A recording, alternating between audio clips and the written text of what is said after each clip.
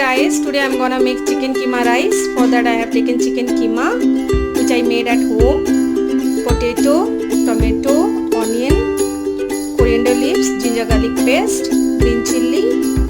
Potato I have taken because we Bengali we love potato. Then I have taken chicken masala, jeera powder, chilli powder, turmeric powder, curd, rice, oil,